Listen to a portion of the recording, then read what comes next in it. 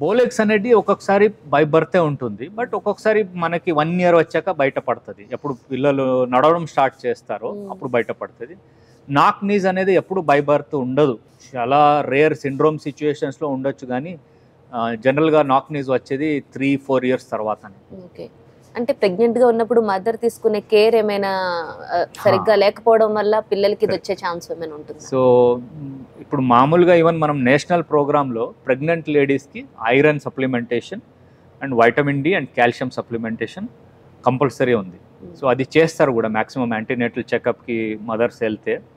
ఎందుకంటే ఇప్పుడు మనకు ఒక బాడీ అయినా దాంట్లో ఇద్దరు ఉంటారు. సో ఆ need or demands for those important minerals are more. So అలాంటివి ఉన్నప్పుడు తీసుకోకపోతే ఏమవుతుంది, బేబీ ఎలాంటిదంటే మదర్కి తక్కువ అయినా పర్లేదు, బేబీ బాడీ దానికి తక్కువ అవ్వడానికి ఇవ్వదు. So everything baby will observe from the mother. So అలాంటి పరిస్థితుల్లో మదరే డెఫిషియన్సీ అయిపోతుంది. సో ఇన్ కేస్ మదర్కి సఫిషియంట్ ఉంది బాడీలో వైటమిన్ డి అంటే మదరు హెల్దీ ఉంటుంది, బేబీ కూడా హెల్దీ ఉంటుంది.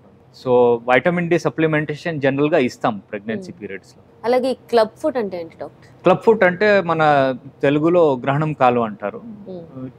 క్లబ్ అంటే సింపుల్గా మనకి హాకీ స్టిక్ లాగా ఉంటుంది, దాన్ని ఇంగ్లీష్లో క్లబ్ అంటారు. పాదాలు అలాగే వంకరగా లోపల తిరిగి ఉంటాయి.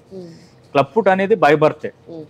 ఇడియోపతిక్ క్లబ్ ఫుట్ అనేది ఇట్ ఈస్ కంజనైటల్, అంటే బాయ్ పుట్టుకతోనే వస్తుంది. ఇంకా కొన్ని ఉన్నాయి క్లబ్ ఫుట్ లాగా కనిపిస్తాయి, బట్ అవి తర్వాత వస్తాయి, పుట్టాక బాగానే ఉంటుంది. అండ్ క్లబ్ ఫుట్ ఇప్పుడు మనకు అందరికీ తెలుసు, మంచి రిజల్ట్స్ ఉన్నాయి అండ్ టోటలీ ట్రీటబుల్ కండిషన్ ఉంది. ఆల్మోస్ట్ ట్రీట్మెంట్ కరెక్ట్గా జరిగితే 2-3 నెలల్లో ఫుట్ నార్మల్ అయిపోతుంది. బట్ ఆ నార్మల్ అయ్యాక కూడా దానికి షూ పెట్టి మెయింటెనెన్స్ కొంచెం 4 ఇయర్స్ వరకు చేయాల్సింది వస్తుంది to avoid relapse or recurrence. అంటే మళ్ళీ తిరిగి రాకూడదు అంటే షూ వాడాల్సింది వస్తుంది. అంటే ఈ క్లబ్ ఫుట్ లో పిల్లలు ఆల్రెడీ ఒక యాంగిల్లో నడవడానికి అలవాటు పడతారు కదా, దాన్ని మళ్ళీ మనం కరెక్ట్ చేయడానికి అవుతుంది? అందుకే చెప్పేది సర్జరీ ఎర్లీగా చేస్తే బాగుంటుంది. ఎంత తొందరగా వస్తారో అంత ఫుట్ ఫ్లెక్సిబుల్ ఉంటుంది.